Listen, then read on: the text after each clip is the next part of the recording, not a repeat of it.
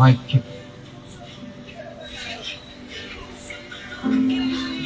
Gandang umaga sa lahat po dito sa Hagley Street.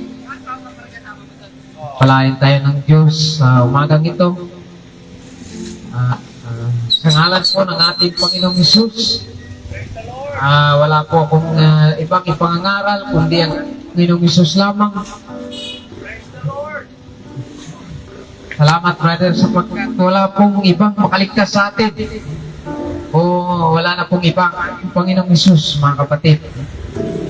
Kaya sabi ni Jesus Christ, huwag natin ikahiya si Jesus dahil sabi niya, hindi tayo ikahiya ng Diyos sa pagdating ng panahon. Yan ang sabi ng ating Panginoong Hesus, na kung ikahiya natin, ay ikahiya din tayo sa harapan ng kanyang Ama. Kaya sa araw na ito ay Sunday po. Kaya kung mayroon man tayong dapat parangalan o mayroon man tayong itataas, mga kapatid, o dapat sambahin, wala na pong iba itong ating Panginoong Hesus na namatay sa krus para sa ating lahat. Kaya ako po'y hindi nahihiya na magbahagi ng salita ng Diyos. Sabi ng Romans chapter 1 verse 16, I am not ashamed to preach the gospel, for this is the power of God unto salvation. Dahil ito ang salita ng Diyos, itong Bible, mga kapatid, ang salita ni Jesus, sabi niya, this is the power of God unto salvation. Ito yung kapangyarihan ng Diyos, mga kapatid. Kung may bagay man na hindi nababago ng tao, kung may bagay man na hindi magawa ng tao, ang Diyos lang ang makagawa nito, mga kapatid. Kaya sabi ng Panginoon, mga kapatid, na kailangan natin maghanda sa mundong ito, mga kapatid. We need to prepare ourselves for the coming of the Lord Jesus Christ. Ayaw niyo sa hindi, babalik ang Diyos sa mundong ito, mga kapatid. Bakit nga ba hindi bumabalik ang Diyos, mga kapatid? Sabi ng iba, ang tagal naman. Mga kapatid, kung babalik ang Diyos sa araw na ito, marami pong hindi makakasama. Maraming hindi makasama dahil we are not ready for the coming of Christ. Kaya nga, napakaraming mangangaral, even in social media, television, mga kapatid, sa YouTube. Dahil gusto ng Diyos. In 2 Peter chapter 3 verse 9, hindi mag-alinlangan na ang Diyos ay babalik. Ngunit hindi pa babalik si Jesus, mga kapatid, dahil hindi pa po ready ang lahat. Hindi pa tayo handa. May isang nagtatanong, sabi nga niya, paano ba makasama sa pagbalik ni Jesus? Paano ba tayo maging handa sa pagbabalik ni Jesus, mga kapatid?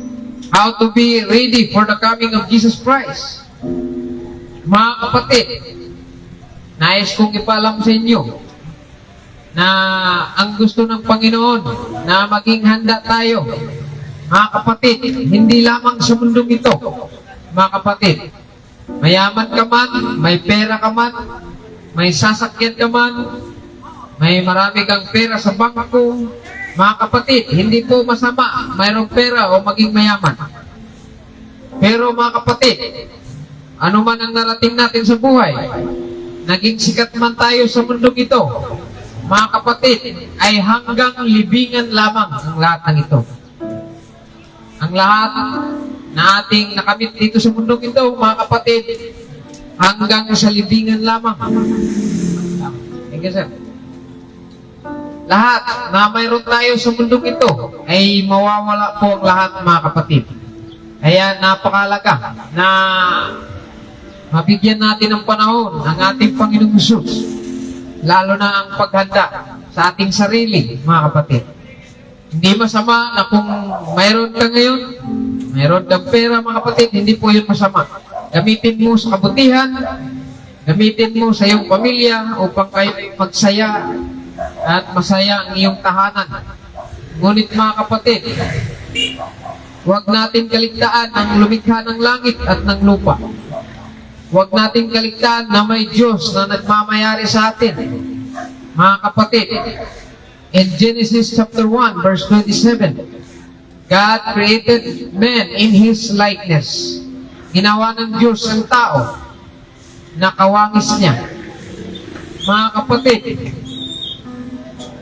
nilikha ng Diyos ang lahat dito sa mundong ito, maging ang karagatan. Kung ang karagatan ay wala ng tubig, mamamatay po ang lahat ng mga isda, mga kapatid, o uri ng isda sa dagat.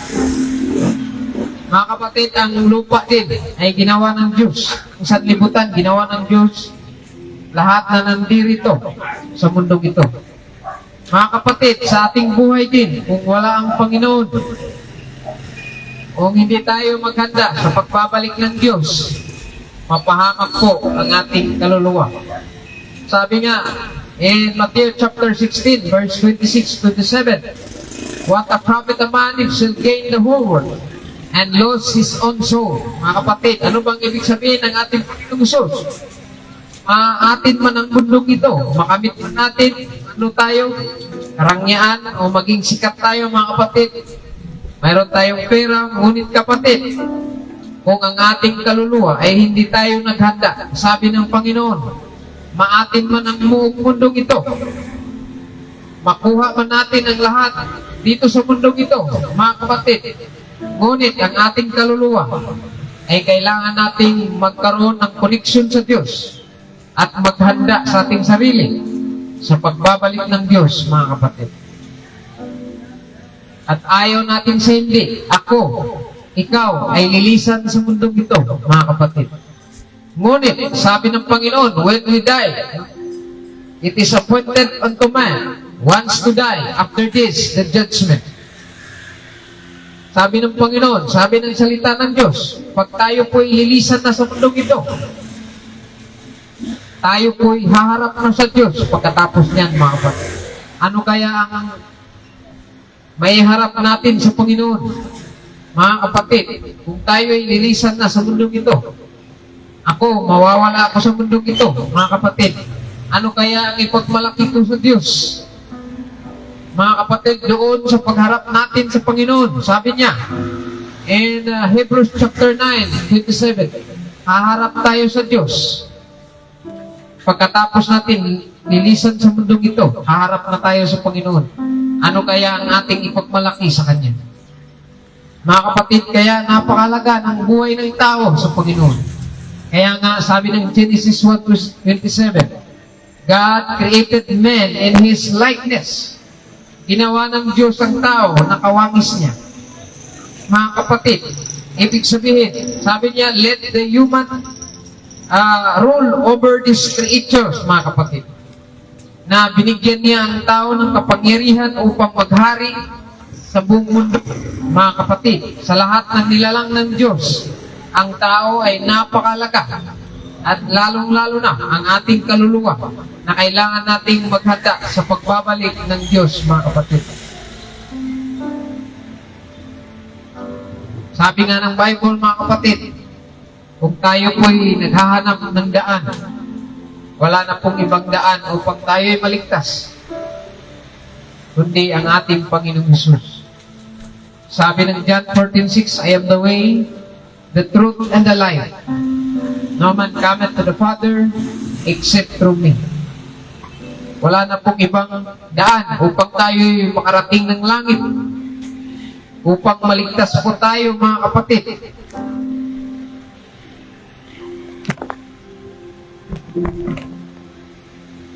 Ang kaligtasan po ay gawain po ng ating Panginoong Hesus. Nang siya po'y nagkatawang tao sa mundong ito, siya po'y ipinanganak ni Maria. At ito po ay the Son of the Most High God. He is the Son of God, mga kapatid. And sabi nga ng Bible na siya po'y namatay sa krus para sa ating lahat. Para sa ating lahat. Mga kapatid, ang ginawa ni Jesus sa krus ay isang paraan ng Diyos upang tayo'y maligtas. Itong ginawa ni Jesus sa krus ay isang pagpapatunay na paraan ng Diyos sa kaligtasan ng bawat tao sa buong mundo. Kaya napakalaga, bago tayo lilisan sa mundong ito, mayroon tayong pinaniwalaang Diyos, Panginoon sa ating buhay. Mga kapatid, sabi ng Panginoon, pag tayo'y mayroong paniniwala, ito po ay nagdadala ng kaligtasan sa ating kaluluwa. Kaligtasan mo, kaligtasan ng iyong mahal sa buhay. Mga kapatid, i-secure natin ang ating kaluluwa. Mga kapatid, ako po'y nangangaral sa pangalan po ng ating Panginoong Hesus. Wala akong itinataas. Hindi reliyon. Mga kapatid, sa katotohanan, wala pong reliyon na makaligtas sa atin. Tanging Jesus lang ang makaligtas sa atin. Walang taong makaligtas sa atin. Pastor, or anumang klaseng propeta o anumang kahit anghel, hindi po makaligtas sa atin. Ang tanging makaligtas sa atin, yung namatay sa cross para sa atin. Jesus died on the cross for us. Sabi nga ng Diyos in Romans chapter 5 verse 8, God commended His love toward us in that while we were yet sinners, Christ died for us. Mahal tayo ng Diyos, mga kapatid. Masama ka man o hindi masama, mabuti ka man o masama, mahal tayo ng Diyos. Bakit? Bakit ko nasabi mahal tayo ng Diyos kahit tayo masama sa mundong ito o mabuti? Sabi ng Panginoon, tingnan mo ang araw. Tingnan mo ang araw at buwan. Pinasikat ng Diyos sa masama at mabuti. Libreng hangin na ibinigay sa atin ng Diyos. Wala pong bayad ang hangin. Isang patunay na ang Diyos ay mahal po tayo, mga kapatid. Sa hospital po, may bayad ang oxygen. Sa oxygen, no? Sa hospital, may bayad. Ngunit sa ating Panginoon, wala pong bayad, mga kapatid. Lalo na itong salita ng Diyos, mga kapatid, wala pong bayad. Ang pangangaral ng salita ng Diyos ay wala pong bayad, mga kapatid. Sapagkat ito po'y kalooban ng Diyos.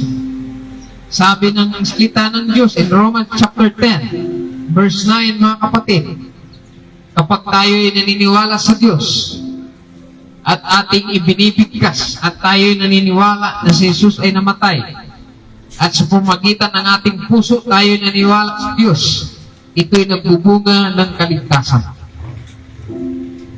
For with the mouth confession, with the heart believeth unto righteousness, unto salvation, mga kapatid. For the salvation is made by God. He died on the cross for us, mga kapatid. So itong ginawa ni Jesus sa cross, ito yung gawain ng Diyos upang tayo maligtas. Mga kapatid, ang kaligtasan hindi po kailangang bayaran dahil ginawa ito ng Diyos sa atin. Dahil mahal tayo ng Diyos. Sabi nga ng Panginoon in 2 Peter chapter 3 verse 9, ayaw ng Diyos na mapahamak ang tao. Ayaw ng Diyos na mapunta ang lahat sa impyerno. In 2 Peter chapter 3 verse 9, sabi ng Panginoon, for the Lord is not slack concerning His promise, as some men count slackness, no, but He wants us to repent, mga kapatid. Kailangan natin magsisi at balik sa Diyos. Mga kapatid, kung sundin natin ang kabutihan, ay nagbubunga ng kabutihan at kapayapaan. Ngunit sundin natin ang kasamaan. Mga kapatid, ito'y magdadala ng kasamaan din sa ating buhay. Maging magkagulo ang ating buhay, mga kapatid. Ngunit kung sundin natin ang aral ng Diyos, pinagbunga ng kapayapaan sa iyong tahanan, maging sa iyong pamilya, mga kapatid. May gagawin ng Diyos sa buhay mo. Mga kapatid, kung may problema ka man, may gusto ka mang marating sa buhay, mga kapatid, iparating mo sa Diyos sa pamagitan ng panalangin. Iparating mo sa Diyos. Huwag ka nang dadaan kung ninuman. Iparating mo sa Diyos, kahit nasa tahanan ka man, mga kapatid, diringgin ka ng Diyos kung ano man ang iyong panalangin. At na alam kong gagamitin ka ng Diyos. Alam kong diringgin tayo ng Diyos, sapagkat sabi niya, kung tayo po'y maniwala sa Kanya, sa ating Panginoong Hesus. Diringgin niya ang ating panalangin. Mga kapatid, kung may problema ka man sa araw na ito, iparating mo sa Diyos. Sabi nga ng Romans chapter 8, verse 32, kung binigay ng dakilang Diyos ang kanyang kaisang-isang anak upang mamatay para sa ating lahat, yung mga bagay dito sa mundo ay ibibigay din ng Diyos sa atin. Ngunit, kailangan nating sumunod. Sabi ng Matthew chapter 6, verse 33, seek ye first the kingdom of God and His righteousness, and all these things shall be added unto you. Mga kapatid, unahin po nating hanapin ng Diyos sa ating buhay at sundin ang aral ni Jesus. Kung mapagmahal si Jesus, ay mapagmahal din tayo sa ating kapwa. Kung magpakumbaba si Jesus, ay dapat nating magpakumbaba rin, mga kapatid. Kung ilagay natin si Jesus sa ating tahanan, sa ating buhay, si Jesus ay isang ehemplo natin. Ito'y magbubunga ng kapayapaan at nagbubunga ng gantimpala, mga kapatid.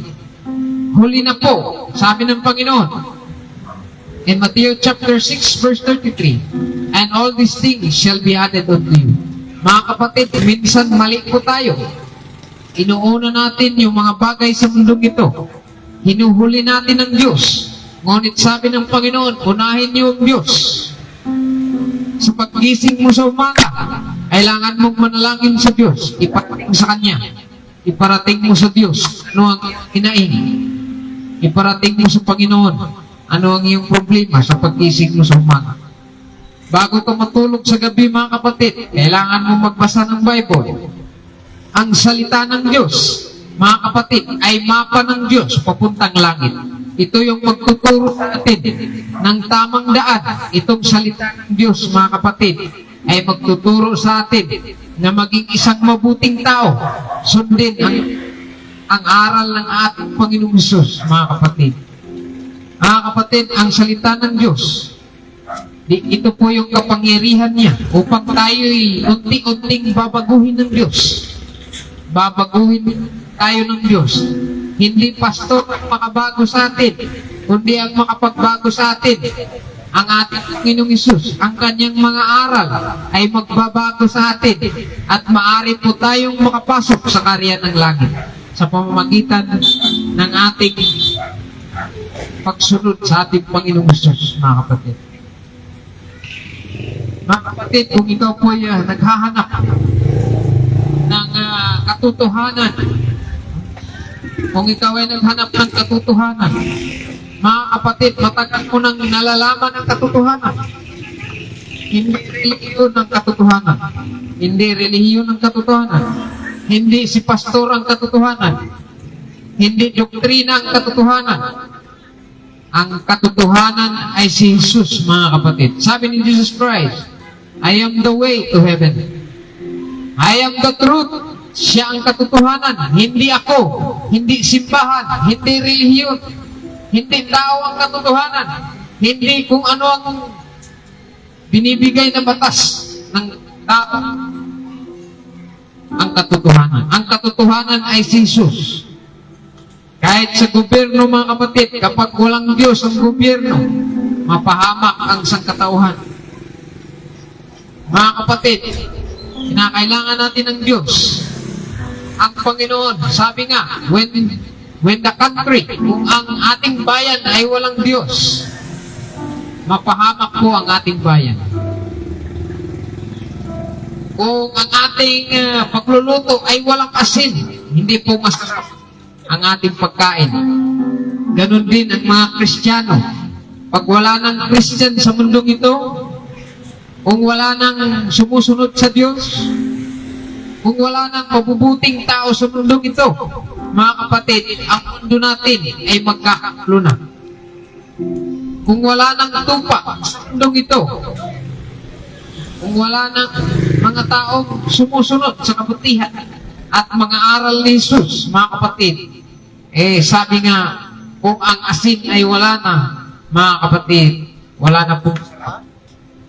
Kaya napakalaga na maging isang Kristiyano at tagasunod ni Jesus, mga kapatid. Ngunit nais kong iparating sa inyo mga kapatid, hindi man tayo kadugo. Wala man akong ipinopromote sa inyo, ngunit ang ating Panginoong Hesus, ang nais ng ating Panginoong Hesus ay maghanda po tayo sa kanyang pagbabalik. Pangalawa, kung lilisan tayo sa mundong ito, maghanda po tayo na harapin ng ating Panginoong Hesus. Ito po yung mga paalaala ng Panginoon sa atin, na kung tayo po'y lilisan sa mundong ito, kailangan nating maghanda sa kanyang pagbabalik. Kailangan natin na bago tayo lilisan sa mundong ito, ay magkaroon tayo ng relasyon sa Diyos, may paniniwala sa Diyos, may connection sa Diyos. Ito po ay nagbubunga ng kaligtasan ng tao. Kung tayo po'y mamamatay at lilisan sa mundong ito, natitiyak natin na ang ating kaluluwa ay nasa langit at makasama ang Diyos, mga kapatid. Kaya napakalaga ng buhay ng tao bago kalilisan. The great story in the Bible, namatay ang kapatid ni Mary. Mary had a brother, Lazarus. Si Lazarus, mga kapatid, bago siya namatay, may relasyon siya sa Diyos. Si Lazarus, bago siya namatay, ang kapatid ni Mary, mga kapatid, naniniwala sa Jesus at sumusunod sa aral ni Jesus, mga kapatid. Nung siya namatay, 4 na araw na siya sa pilingan. Sabi ng Panginoong Jesus, when you believe in me, even you die, you will rise again. You will rise again. Bakit nga ba, mga kapatid? Sabi ni Jesus in John 11:25, though he were died, he will rise again. Mabuhay muli. Mabuhay muli. Mabuhay muli ang tao. Kahit tayo mamamatay ngayon bilang isang Kristiyano, tagasunod ni Jesus. Tagasunod ka ni Jesus, mga kapatid, sabi niya, kahit ang tao ay mamamatay, mabuhay siya muli. Dahil may Panginoon tayong dakilang Diyos na nagmamayari ng ating buhay. Ang nagmamayari ng ating buhay, si Jesus, mga kapatid. Si Jesus din ang magbuhay sa atin muli sa darating ng araw. Si Lazarus, mga kapatid, ang kapatid ni Mary ay isang tao din katulad natin. Ngunit ang kagandahan, bago siya namatay, ay sumunod siya sa ating Diyos. Naniwala siya sa ating Diyos. Nung siya namatay, mga kapatid, sabi ng John 11:25, he is 4 days in the grave. 4 na araw na siya sa libingan. 4 na araw na siya sa libingan. Ngunit, mga kapatid, binuhay ni Jesus. Binuhay ni Jesus si Lazarus to prove that he is the owner of our life. Jesus ay nagmamayari ng ating buhay. Mga kapatid, hindi ka magsisisi kung susunod ka sa Diyos. Hindi ka magsisisi kung sundin mo si Jesus, sapagkat siya po ang nagmayari ng ating buhay. Hindi tayo magsisisi kung tayo sumunod sa Diyos. Pagdating ng araw, mga kapatid, kung tayo may mawawala sa mundong ito, bubuhayin tayo ng Diyos muli.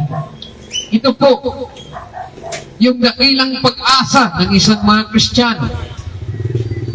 Kung ikaw ay tagasunod ni Jesus, mga kapatid, ito po yung buhay natin.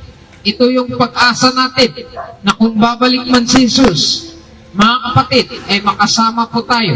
Sabi niya in John 14:6, he is the way, the truth, and the life. Let not your heart be troubled. Ye believe in God, believe also in me. Sabi ng Panginoong Jesus.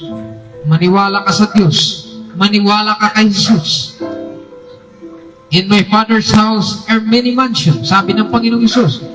Pumunta siya sa langit at naghanda ng bahay para sa lahat ng mga naniniwala sa Kanya. I will come again. Babalik ang Diyos. Sabi niya, I will come again.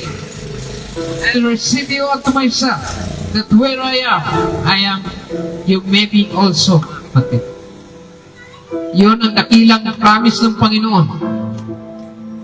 Nababalik siya sa lahat ng mga naniniwala sa Kanya, nananampalataya sa Kanya. Mga kapatid, kung ikaw ay isang Kristiyano, ito yung dakilang pag-asa natin na kung babalik si Jesus, ay makasama po tayo, mga kapatid. Iyon ang promisa ng Diyos.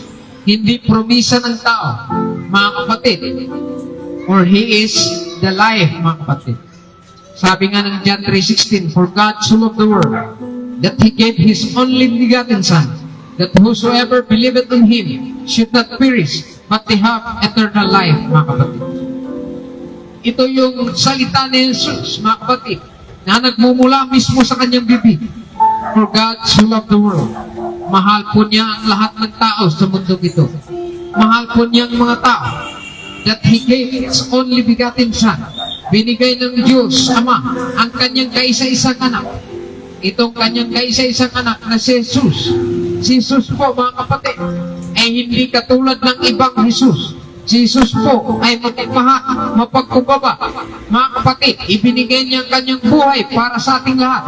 Namatay siya sa krus para sa ating lahat. Ito'y nagpapatunay ng dakilang pag-ibig ng Diyos sa lahat ng tao.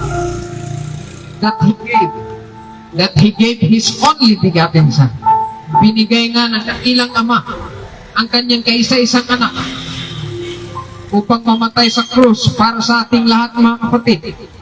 Whosoever, kahit sino ka man, anong lingwahe ka man, anong tribo ka man, mga kapatid, o anong lahi ka man, sabi ng Panginoong Hesus, whosoever believeth on Him, kahit sino ka man, kung ikaw ay may paniwala sa Diyos, mga kapatid, you should not perish. Sabi ng Panginoon, hindi ka na mapunta sa impyerno. Sabi nga ng isang pastor, bakit na tayo pupunta ng impyerno? May pinaniniwalaan tayong Diyos. Hindi ba makaligtas si Jesus sa atin? Mga kapatid, kapag mayroon na tayong Panginoon, we have a lawyer, Jesus Christ. May tagapagligtas na po tayo. Sabi nga ng Acts chapter 4 verse 12, neither is there salvation in the others, for there is no salvation among men, whereby we must be saved, only the name, the Lord Jesus Christ. Ang tanging makaligtas lang sa atin, hindi kung sino man. Ang tanging makaligtas sa atin ay si Jesus, mga kapatid. Sabi nga ng Matthew chapter 1 verse 22, itong si Jesus ay pangalanan mo, mga kapatid. Siya po ay tagapagligtas. He is the Savior for all the sinners, mga kapatid. Lahat ng makasalanan, siya po ay manliligtas natin, mga kapatid. Sa pamamagitan ng kanyang kamatayan sa krus, ito po yung nagbibigay sa atin ng kaligtasan. We are covered with the Lord Jesus Christ. Nung tayo ay lumisan sa mundong ito, kung mayroon tayong Panginoong Hesus, hindi na po tayo ang nakikita, kundi ang nakikita ang Diyos na tagapagligtas natin na si Jesus. Ganon, mga kapatid, ang napakaganda ng buhay ng isang tagasunod ni Jesus, isang Kristiyano. We have a lawyer, Jesus Christ. Mayroon tayong tagapagligtas. Nais na tayong hatulan ng kaso, ngunit may Jesus, mga kapatid, na ating tagapagligtas, ang isang dakilang lawyer natin, mga kapatid, ng ating kaluluwa. Yun ang napakasarap bilang isang Kristiyano, mga kapatid. Hindi ito yung buhay natin. Lahat na mayroon tayo sa mundong ito, mga kapatid, mawawala po ito. Sinasabi ko sa inyo. Yung mga magagandang sasakyan, lilipas din yan, maging luma din, mga kapatid. Yung pera natin, gaano kalaki, ay darating din ang panahon, mawawala din, mga kapatid. Ang mga mabuting bahay, anumang klaseng bahay, mga kapatid, darating din ang araw, maluluma din, at tutubuan din ng mga damo, mga kapatid. Kaya ano ba ang buhay ng tao sa mundong ito, mga kapatid? Lahat ay wala, lilipas din, lilipas. Ngunit, ano ba yung dadalhin natin sa Diyos? Ang dadalhin natin sa Diyos, yung relasyon natin, bago tayo lilisan sa mundong ito, ay naniniwala tayo sa Kanya, may ginagawa tayo para sa Diyos. Yun lamang, mga kapatid, ang ating madadala nung tayo mamamatay na at lilisan sa mundong ito. Mga kapatid, tatanungin tayo ng Diyos, ano ba yung nagawa natin sa mundong ito? Sabi ng Panginoon, ano ba yung nagawa natin sa Kanya? Hindi na po natin mapagmalaki kung ano tayo sa mundo ito. Ang ating dadalhin doon, ang ating connection sa Diyos, mga kapatid. Kaya mabuhay po tayo araw na ito. Kahit nasa bahay ka man, hindi ka man makapunta ng church, ngunit kung may paniniwala, your faith is connected to righteousness. Ang paniwala mo ay nagbubunga ng connection sa Diyos. Kahit nasa tahanan ka, mga kapatid, kung may paniwala tayo, iyon ang connection natin sa Diyos, mga kapatid.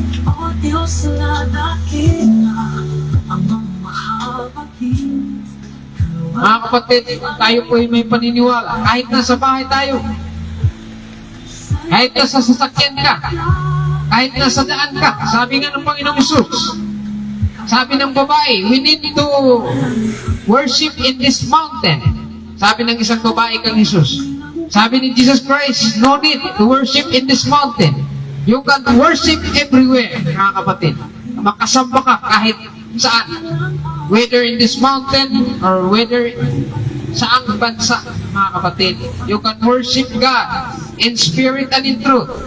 And they that worship Him must worship in the spirit. Ibig sabihin, kahit nasa looban ka ng iyong tahanan, you are in Rome, mga kapatid, kahit nasa Rome ka, kahit nasa anong sulok ka ng bahay, maaari kang magkaroon ng connection sa Diyos, manalangin at maniwala sa Kanya. Ano man ang iyong mithiin ay parating mo sa Diyos. At mga kapatid, diringgin tayo ng Diyos, mga kapatid. Salamat sa Panginoong Hesus, mga kapatid. Sabi nga, hindi natin ikahiya ang Diyos sapagkat ito po yung salita niya ay kapangyarihan niya upang tayo iligtas, mga kapatid. Huwag po tayong magsawa na magbasa ng Bible sa ating tahanan. Napakalaga po ng Bible. Sapagkat ang Bible ay nagtuturo sa atin kung sino si Jesus, kung ano yung daan patungong langit, kung sino yung daan patungong langit. Sabi ni Jesus Christ in John chapter 5 verse 39, search the scripture. Basahin mo ang Bible. Search the scripture. Ibig sabihin, pag-aralan natin ang Bible. And you think you have eternal life. In John 5:39, and you think you have eternal life, and this testify of me. No? Sabi ng Panginoong Hesus, itong salita ng Diyos ay isang nagpapatutuo na si Jesus, mga kapatid. He is the door to heaven. He is the shepherd, mga kapatid. Siya po ang ating pastor. Siya po ang ating daan sa langit. Siya po yung door papunta sa langit, mga kapatid. He is the God who saved us to this world, mga kapatid. Maraming salamat sa oras na ito. Pinupuri ko ang Diyos sa dakong ito. Ang kapayapaan ng Diyos ay nandito sa village na ito.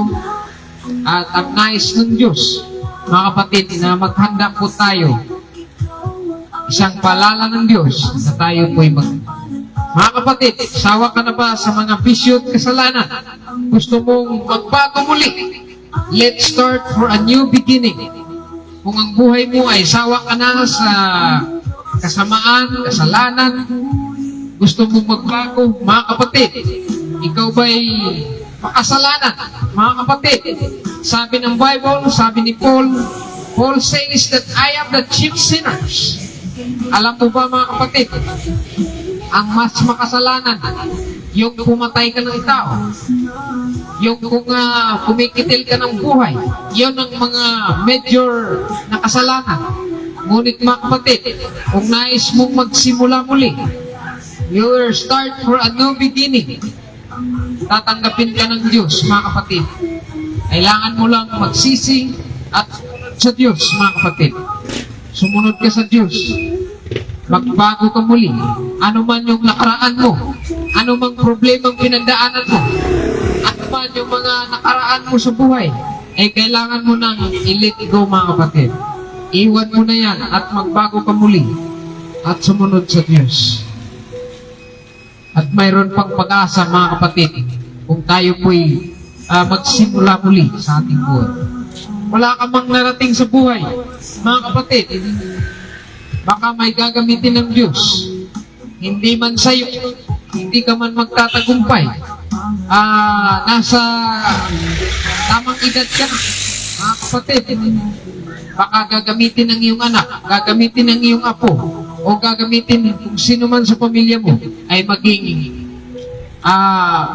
mabuti ang iyong buhay, mga kapatid. May gagamit ng Diyos sa pamilya mo, mga kapatid. Maraming salamat. Nais pang sumunod sa Diyos at maging handa, mga kapatid, sa pamamagitan ng panalangin ay nais natin, no? Maging handa tayo. Tayo po'y manalangin sa umagang ito, mga kapatid. Kung gusto mong tanggapin si Jesus sa iyong buhay at magsimula muli, mga kapatid, mas mahalaga na maghanda ka bago ka linisan sa mundong ito. Mga kapatid, sinusuguro ko sa inyo, when we reject Jesus Christ, darating ang araw, pagsisihan po natin, mga kapatid. Napakaganda kapag tayo'y bago linisan ay may Panginoon tayo sa buhay. Mga kapatid, sabi nga ni Jesus, kung magtanim tayo ng masama, ay aanin din tayo ng masama. Kung magtanim tayo ng mabuti, ay aanin tayo ng mabuti, mga kapatid, sa ating buhay. Kaya, mga kapatid, kung nais mo maging handa, kung babalik ang Diyos sa oras na ito, ay iniisip mo bang makasama ka sa pagbabalik ni Jesus?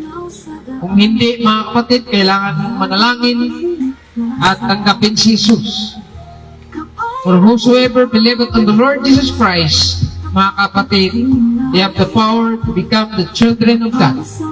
Maging anak tayo ng Diyos kung tayo ay tumanggap sa ating Panginoong Jesus sa pamamagitan ng ating pagbigkas sa ating bibig ay nagbubunga ng kaligtasan, mga kapatid.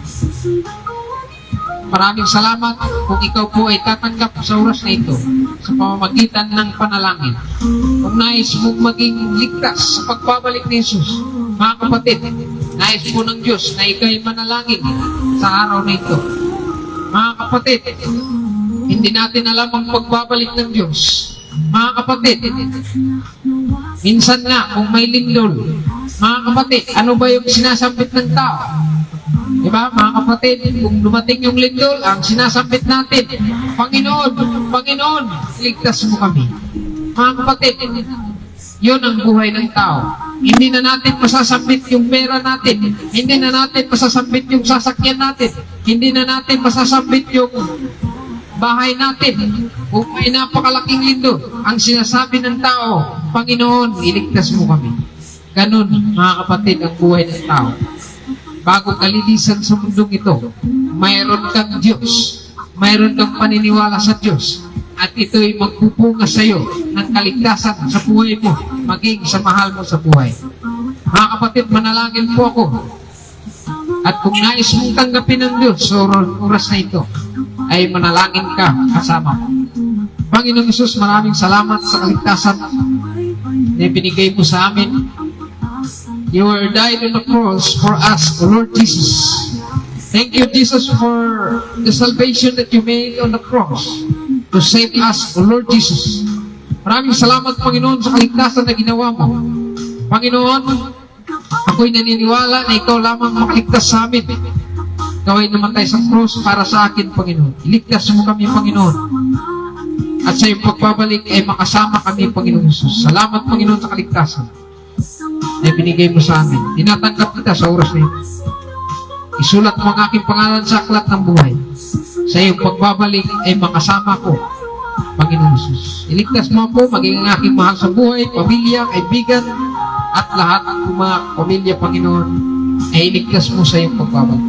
Maraming salamat sa oras na ito, Panginoon. Sinasamba ka namin at pinupuring ka namin at tinataas ka namin sa aming buhay. All the glories belong to the Lord Jesus Christ, for He is great and He is our Savior, mga kapatid. Mabuhay po tayong lahat sa dakong ito, ang paalala ng ating Panginoong Hesus. Gaano man tayo ka-busy, gaano man tayo ka-abala, Huwag nating kalimutan na may Diyos na nagmamahal sa atin. Huwag nating kalimutan na maghanda sa pagbabalik ng Diyos. Mabuhay po tayong lahat. This is Brother Jumaritua. Maraming salamat. Ang aking itinataas ay si Jesus lamang. Maraming salamat. Good morning sa ating lahat.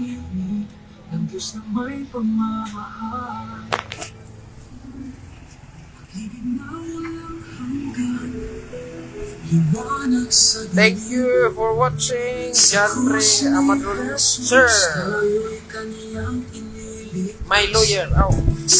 And Ren in Control, thank you for watching.